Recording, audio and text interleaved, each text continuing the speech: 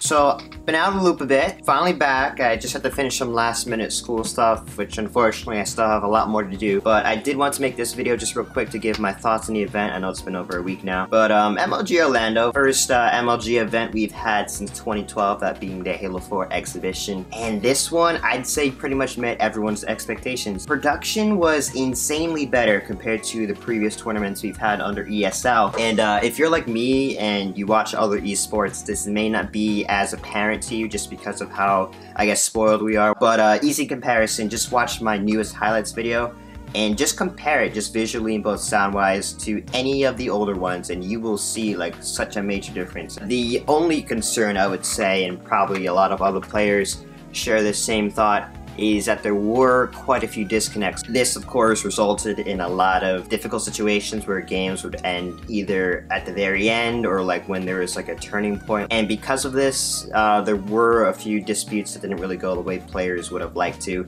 and some clashing with the MLG staff. But even still, I don't think it had too much of an impact on how teams were performing. I think every team sort of played in place based on how they were performing. This is obviously something that both 343 and MLG have to get ironed out by Columbus. Tashi on Twitter did say that the dev team is looking into the issue. Worst case, either to get it fixed or we just use what we've been using the entire time. I didn't go to the event, but I had friends who went, and just from what I saw on Snapchat and Twitter, it looked pretty awesome. It really felt like the whole MLG Halo atmosphere that a lot of people were longing to return to. Oh, no. We could do it better than that. Ladies and gentlemen, I need everyone to make some noise and tell me right now, are you ready? Ladies and gentlemen, the grand finals start now.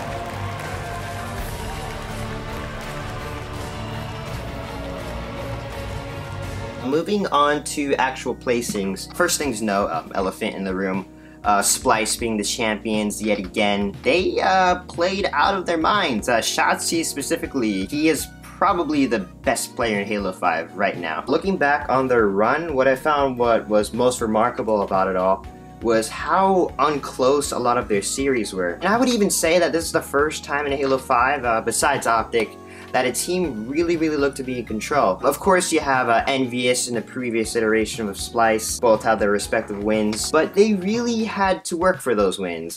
This Splice, on the other hand, it just looked kind of easy for them. We definitely have to clean up some of our plays, but yeah, it's gonna be like this. All right.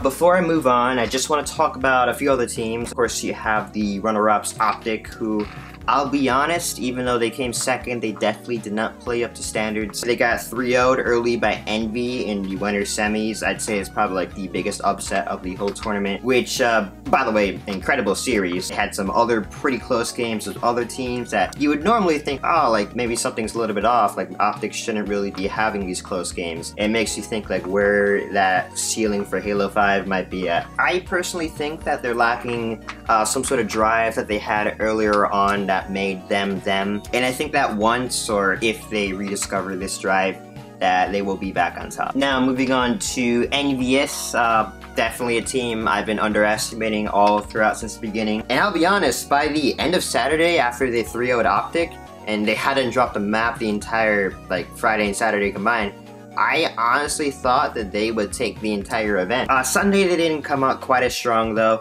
They definitely were a lot better on Friday and Saturday. I personally believe right now that these guys, if they're playing their A game, that they're definitely contenders for first place come Columbus. Moving on, Reciprocity. I don't think a lot of people expected them to get fourth, which is still good. It just, in the grand scheme of like the top tier teams, they basically got last in the top 4 that people thought were contenders for first. A lot of it lied with communication. Even Spartan himself said this in an interview during the event. Yeah, Denver DreamHack second place. I think this might be the one where you come in first place. Do you think that's something that's in the line for you?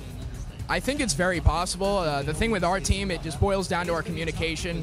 It's very important to us. Some teams, you know, not so much, but our team heavily relies on communication, so if it's good, we can be scary. So I think that this event's kind of like our test run, what we need to focus on.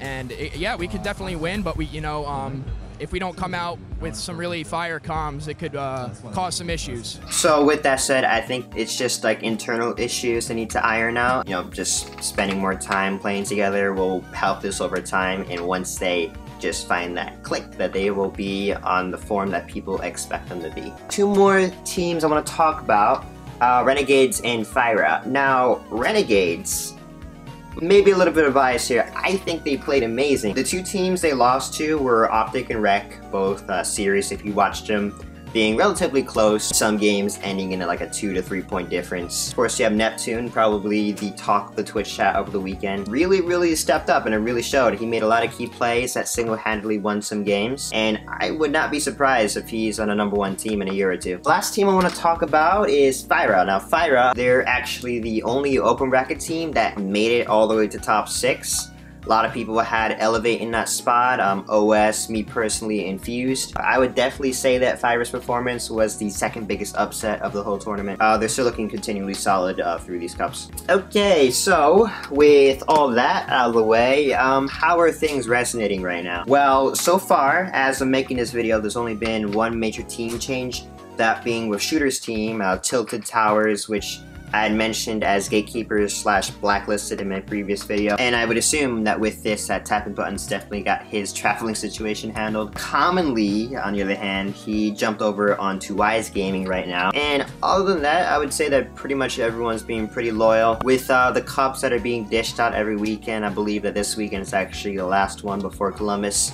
It's kind of keeping teams on their toes, just having them, you know, forced to practice. So I personally don't think that we'll be seeing a lot of team changing, especially in the top 8 come Columbus. I was planning to attend Columbus. I live in New Jersey. I was planning to drive up with a friend. Shout out to Sebastian, by the way. But when I went to buy spectator tickets, they had completely sold out. They had sold out in like 2 days. Top 16 teams are invited based on pro point standings, which from the look of things, I would say that the pro point standings are actually a pretty good representation of where teams lie right now. With that said, I think I spoke about everything I pretty much wanted to. I will be popping out a few more videos, most notably some highlights for the Bravo stream for MLG Orlando. So I'll have that out in a few days. If I missed anything, just leave a comment, I'll promptly respond. Hope you guys enjoyed the video, leave a like if you did, and I will see you guys next time.